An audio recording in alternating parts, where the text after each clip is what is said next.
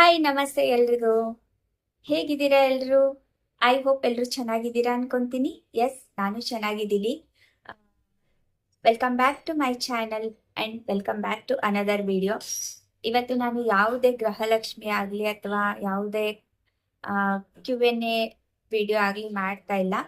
ಓಕೆನಾ? ಇವತ್ತು ನಾನು ಒಂದು ಸ್ಟೂಡೆಂಟ್ಸ್ಗೆ ಅಂತಾನೆ ಭರ್ಜರಿ ಗುಡ್ ನ್ಯೂಸ್ ತಗೊಂಡು ಬಂದಿದ್ದೇನೆ.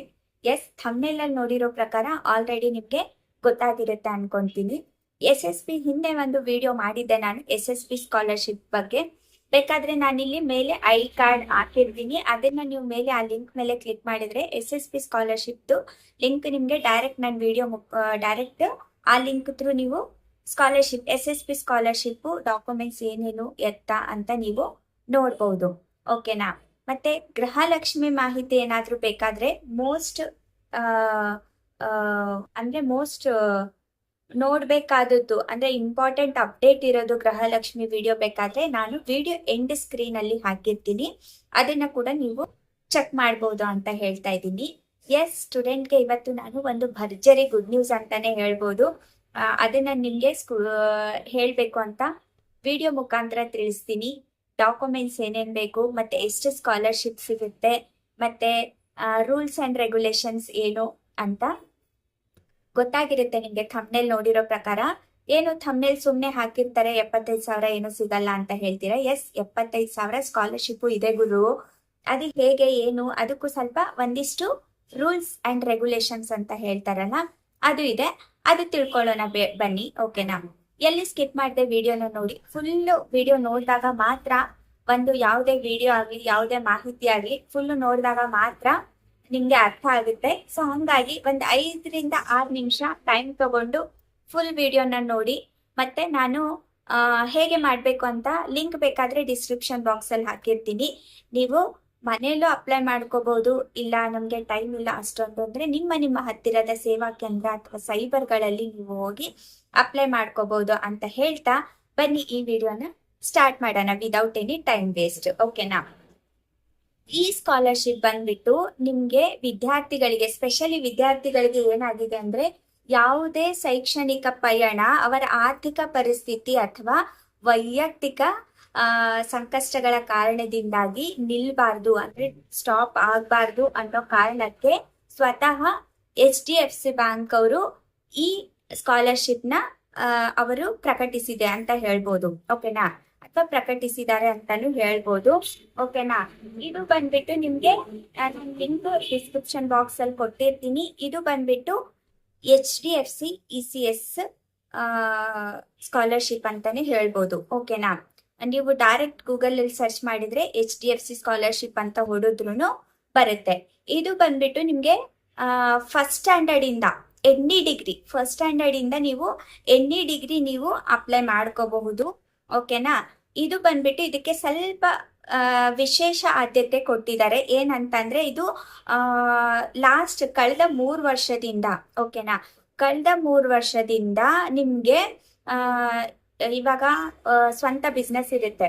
ಓಕೆನಾ? ಸೆಲ್ಫ್ ಎಂಪ್ಲಾಯ್ಡ್ ಆಗಿರ್ತಾರೆ, ಅವರಿಗೆ 3 ವರ್ಷದಿಂದ ಲಾಸ್ ಆಗಿರುತ್ತೆ ಅಂತವರು.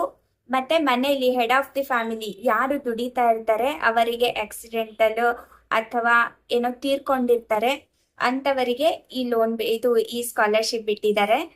ಮತ್ತೆ ಇವಾಗ ದುಡಿತಾ ಇರ್ತಾರೆ, ಹೆಡ್ ಆಫ್ ದಿ ಫ್ಯಾಮಿಲಿ ದುಡಿತಾ ಇರ್ತಾರೆ, ಅವ್ರದ್ದು ಕೆಲಸ ಹೋಗಿರುತ್ತೆ, ಅವ್ರ ಕೆಲಸ ರಿಸೈನ್ ಮಾಡಿರ್ತಾರೆ, ಅವರಿಗೆ ಫೀಸ್ ಕಟ್ಟಕ್ಕಾಗಲ್ಲ. ಸೊ ಅಂತವರಿಗೆ ಇದು ಒಂದು ವಿಶೇಷ ಆದ್ಯತೆ ಅಂತಾನೆ ಹೇಳ್ಬೋದು. ಅಂತವರಿಗೆ ಈ ಸ್ಕಾಲರ್ಶಿಪ್ ಅಂತ ಬಿಟ್ಟಿದ್ದಾರೆ. ಸುಮಾರು ಜನ ಇದ್ದಾರೆ ಅಂತವ್ರು, ಯಾಕಂದ್ರೆ ಅವರವರ ಫ್ಯಾಮಿಲಿ ಇದಕ್ಕೆ ಡ್ರಾಪಿಂಗ್ ಔಟ್ ಅಂತಾರಲ್ಲ, ಡ್ರಾಪ್ ಆದವ್ರು ಇದ್ದಾರೆ. ಅವ್ರದ್ದು ಶೈಕ್ಷಣಿಕ ಪಯಣ ಅರ್ಧಕ್ಕೆ ನಿಲ್ಬಾರ್ದು ಅಂತಾನೆ HDFC ಅವರು ಈ ಸ್ಕಾಲರ್ಶಿಪ್ ತೆಗೆದಿರುವಂತದ್ದು. ಓಕೆನಾ?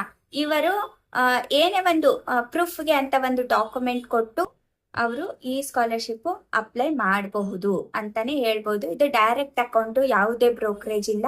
ನೀವು ಅಪ್ಲೈ ಮಾಡಿದಾಗ ಇದು ಡೈರೆಕ್ಟ್ ಅವರು, ನೀವು ಅಪ್ಲೋಡ್ ಅಂಡ್ ಸ್ಕ್ಯಾನ್ ಮಾಡಿರ್ತೀರ ಡಾಕ್ಯುಮೆಂಟ್, ಅದ್ರ ಪ್ರಕಾರ ಅವರು ನಿಮ್ಗೆ ಸ್ಕಾಲರ್ಶಿಪ್ ವೆರಿಫೈ ಮಾಡ್ತಾರೆ. ವೆರಿಫೈ ಮಾಡಿ ನಿಮ್ಗೆ ಸ್ಕಾಲರ್ಶಿಪ್ ಕೊಡುವಂತದ್ದು.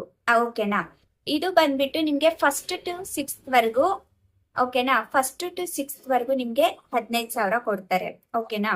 ಮತ್ತೆ 7th to 12th diploma ITI ಇವರಿಗೆಲ್ಲ 18,000. ಓಕೆನಾ. 1st to 6th ವರೆಗೂ 15,000 ಯಾರು ಕೊಡ್ತಾರೆ ಬಿಡು. 15,000 ಈವನ್ ಲೇಬರ್ ಕಾರ್ಡ್ ಮೇಲೆ ಸ್ಕಾಲರ್ಶಿಪ್ ಅಪ್ಲೈ ಮಾಡ್ತೀವಲ್ಲ ಅದು ಬರೀ 5,000 ಕೊಡ್ತಾರೆ. ಹಂಗಾಗಿ ಈ SDFC ಸ್ಕಾಲರ್ಶಿಪ್ ಬಂದ್ಬಿಟ್ಟು ನಿಮ್ಗೆ 15,000. 1ನೇ ತರಗತಿಯಿಂದ 6ನೇ ತರಗತಿವರೆಗೂ ನಿಮ್ಗೆ 15,000. ಓಕೆನಾ. ಮತ್ತೆ 7th to 12th 7th to 10th 12th ಮತ್ತೆ ITI ಡಿಪ್ಲೊಮಾ ಪಾಲಿಟೆಕ್ನಿಕ್ ಇದೆಲ್ಲ 18,000. ಓಕೆನಾ. 18,000 ಇಷ್ಟು ನಿಮ್ಗೆ 18,000 ಸಿಗುತ್ತೆ. ಮತ್ತೆ 18,000 ಮತ್ತೆ ಇವಾಗ BSc BCom ಅವರೆಲ್ಲ ಇರ್ತಾರಲ್ಲ, ಅವರಿಗೆಲ್ಲ BSc BCom BA ಅವರಿಗೆಲ್ಲ 30,000. ಓಕೆನಾ. 30,000 ಕೊಡ್ತಾರೆ. ಮತ್ತೆ MCom MA ಇವರೆಲ್ಲ ಇರ್ತಾರಲ್ಲ ಇವರಿಗೆ 35,000. ಡಾಕ್ಯುಮೆಂಟ್ಸ್ ನಾನು ಲಾಸ್ಟ್ಗೆ ಹೇಳ್ತೀನಿ, ಎಲ್ರಿಗೂ ಒಂದೇ ಡಾಕ್ಯುಮೆಂಟು ಲಾಸ್ಟ್ಗೆ ಹೇಳ್ತೀನಿ ನಾನು. ಮತ್ತೆ MBBS LLB ನರ್ಸಿಂಗ್ ಇವರಿಗೆಲ್ಲ ಇರ್ತಾರಲ್ಲ ಇವರಿಗೆ 50,000. ಓಕೆನಾ. ಮತ್ತೆ MTech MBA ಇವರಿಗೆಲ್ಲ ಲಾಸ್ಟ್ 75,000. MCom MA ಇವರು ಸಾಮಾನ್ಯ ಸ್ನಾತಕೋತ್ತರ ಅಂತ ಹೇಳ್ತಾರಲ್ಲ ಅವರಿಗೆ 50,000. ವೃತ್ತಿಪರ ಸ್ನಾತಕೋತ್ತರ MBA MPA MTech MBA ಇವರಿಗೆಲ್ಲ 75,000. ಲಾಸ್ಟ್ 75,000. ಇದಕ್ಕೆ ಡಾಕ್ಯುಮೆಂಟ್ಸ್ ಬೇಕಾಗುವಂಥದ್ದು ನಿಮ್ದು ರೀಸೆಂಟ್ ಪಾಸ್ಪೋರ್ಟ್ ಸೈಜ್ ಫೋಟೋ ಬೇಕು, ಹಳೇದು ಯಾವುದು ಆಗಲ್ಲ. ಓಕೆನಾ. ರೀಸೆಂಟ್ ಆಗಿ ಪಾಸ್ಪೋರ್ಟ್ ಸೈಜ್ ಫೋಟೋ. ಇವಾಗ 26 to 27 ಇಯರ್ದು ಸ್ಕಾಲರ್ಶಿಪ್ ಆಗಿರೋದ್ರಿಂದ ನಿಮ್ಗೆ 26 25 26 ಲಾಸ್ಟ್ ಇದು ಅಂಕಪಟ್ಟಿ ಅಂದ್ರೆ ಮಾರ್ಕ್ಸ್ ಕಾರ್ಡ್ ಬೇಕು. ಮತ್ತೆ ಗೌರ್ಮೆಂಟ್ ಇದಾಗಿರೋದು ಯಾವುದೇ ಒಂದು ID ಕಾರ್ಡ್ ಬೇಕು, ಅಂದ್ರೆ ಆಧಾರ್ ಕಾರ್ಡ್ ವೋಟರ್ ID ಬೇಕೇ ಬೇಕು. ಮತ್ತೆ ನಿಮ್ದು ಕಾಲೇಜ್ ID ಕಾರ್ಡ್ ಬೇಕು. ಮತ್ತೆ ನಿಮ್ದು ರಿಜಿಸ್ಟ್ರೇಷನ್ ನಂಬರ್ ಬೇಕು. ಬಂದ್ಬಿಟ್ಟು ನಾನು ಕಾಲೇಜ್ ಹೋದ್ರು ಹೇಳ್ತಾ ಇರೋದು ರಿಜಿಸ್ಟ್ರೇಷನ್ ನಂಬರ್ ಬೇಕು. ಮತ್ತೆ ನೀವು ಪ್ರೆಸೆಂಟ್ಲಿ ಓದ್ತಾ ಇದೀವಿ ಅಂತ ಒಂದು ಸ್ಟಡಿ ಸರ್ಟಿಫಿಕೇಟ್ ಬೇಕು. ಓಕೆನಾ. ಮತ್ತೆ ನೀವು ನಾನು ಹೇಳಿದ್ನಲ್ಲ ಲಾಸ್ಟ್ ಇಯರ್ ಕೌಟುಂಬಿಕ ಲಾಸ್ ಅಂತ ಹೇಳ್ತೀವಲ್ಲ, ಲಾಸ್ಟ್ 3 years ಇಂದ ಯಾರಿಗೆ ಲಾಸ್ ಆಗಿದೆ ಅದು ಒಂದು ಯಾವ್ದಾದ್ರು ನಿಮ್ಗೆ ಪ್ರೂಫ್, ಯಾವ್ದಾದ್ರು ಒಂದು ಪ್ರೂಫ್ ಬೇಕು. ಓಕೆನಾ. ಅದನ್ನ ನೀವು ಅಪ್ಲೋಡ್ ಮಾಡ್ಬೇಕು. ಓಕೆನಾ. ಇಷ್ಟು ನಿಮ್ಗೆ ಡಾಕ್ಯುಮೆಂಟ್ಸ್ ಬೇಕು. ಆಧಾರ್ ಕಾರ್ಡ್, ಆಮೇಲೆ ಸ್ಟಡಿ ಸರ್ಟಿಫಿಕೇಟು, ಮತ್ತೆ ಕ್ಯಾಸ್ಟ್ ಇನ್ಕಮ್ ಸರ್ಟಿಫಿಕೇಟು, ಸಿಗ್ನೇಚರು, ಮತ್ತೆ ನಿಮ್ದು ಲಾಸ್ಟ್ ರೀಸೆಂಟ್ ಇರೋ ಪಾಸ್ಪೋರ್ಟ್ ಸೈಜ್ ಫೋಟೋ, ಮತ್ತೆ ಯಾವ್ದಾದ್ರು ಒಂದು ನಿಮ್ದು ಲಾಸ್ ಆಗಿರ್ತಲ್ಲ ನಿಮ್ದು ಫ್ಯಾಮಿಲಿಯಲ್ಲಿ ನಿಮ್ದು ಏನ್ ಲಾಸ್ ಆಗಿರುತ್ತೆ ಅದು ಒಂದು ಪ್ರೂಫ್. ಓಕೆನಾ. ಅದೊಂದು ಪ್ರೂಫ್. ಮತ್ತೆ ಮೆಡಿಕಲ್ ಇಶ್ಯೂ ಇದ್ರೆ ಮೆಡಿಕಲ್ ಸರ್ಟಿಫಿಕೇಟು, ಮತ್ತೆ ಇನ್ ಕೇಸ್ ಏನಾದ್ರು ಡೆತ್ ಆದ್ರೆ ಡೆತ್ ಸರ್ಟಿಫಿಕೇಟು. ಇಷ್ಟೆಲ್ಲ ಕೊಡ್ಬೇಕು. ನೀವು ಅಪ್ಲೋಡ್ ಮಾಡ್ಬೇಕು, ಸ್ಕ್ಯಾನ್ ಮಾಡ್ಬೇಕು. ಸ್ವಲ್ಪ ಕೆಲಸ ಜಾಸ್ತಿ ಇರುತ್ತೆ, ಬಟ್ ಖಂಡಿತ ನಿಮ್ಗೆ ಅಮೌಂಟ್ ಬಂದೇ ಬರುತ್ತೆ. ಓಕೆನಾ. ಇಷ್ಟು ಡಾಕ್ಯುಮೆಂಟ್ಸ್. ನೀವೆಲ್ಲ ಕಾಲೇಜ್ದೆಲ್ಲ ಹೇಳಿದ್ರಿ ನಮ್ಗೆ ಸ್ಕೂಲ್ದು ಹೇಳೇ ಇಲ್ವಲ್ಲ ಅಂತ ಹೇಳ್ತೀರಾ. ಸೇಮು ಏನಂದ್ರೆ ನಿಮ್ಗೆ ಒಂದು SATS number, caste income certificate, Aadhaar card, study certificate, ಮತ್ತೆ ಮೆಡಿಕಲ್ ಸರ್ಟಿಫಿಕೇಟ್ ಇಲ್ಲ ಡೆತ್ ಸರ್ಟಿಫಿಕೇಟ್ ಇಲ್ಲ ಲಾಸ್ ಆಗಿರೋದು ಏನಾದ್ರು ಒಂದು ಸರ್ಟಿಫಿಕೇಟ್. ಇಷ್ಟು ಕೊಡ್ಬೇಕಾಗುತ್ತೆ. ನೀವು ಆನ್ಲೈನ್ ಅಪ್ಲೈ ಮಾಡ್ಕೋಬಹುದು. ಅವರು ಬ್ಯಾಂಕ್ ಅವರು ವೆರಿಫೈ ಮಾಡ್ತಾರೆ, ಯಾರ್ದು ಜೆನ್ಯೂನ್ ಅಂತ ಅನಿಸ್ತು ಅವರಿಗೆ ಸ್ಕಾಲರ್ಶಿಪ್ ನ ಕೊಡುವಂತದ್ದು. ಓಕೆನಾ. ಇಷ್ಟು ಪ್ರೊಸೆಸ್ ಇರುತ್ತೆ.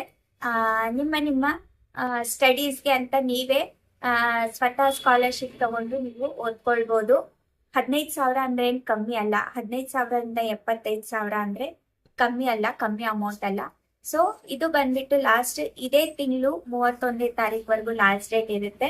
ಸೊ ಬೇಗ ಬೇಗ ತಡ ಮಾಡಿ ನೀವು ಹೋಗಿ ಸ್ಕಾಲರ್ಶಿಪ್ ಅಪ್ಲೈ ಮಾಡ್ಕೊಳ್ಳಿ ಅಂತ ಹೇಳ್ತಾ ಈ ವಿಡಿಯೋನ ನಾನು ಇಲ್ಲಿಗೆ ಎಂಡ್ ಮಾಡ್ತೀನಿ. ಮತ್ತೆ ಹೊಸ ವಿಡಿಯೋ ಮತ್ತೆ ಹೊಸ ಮಾಹಿತಿ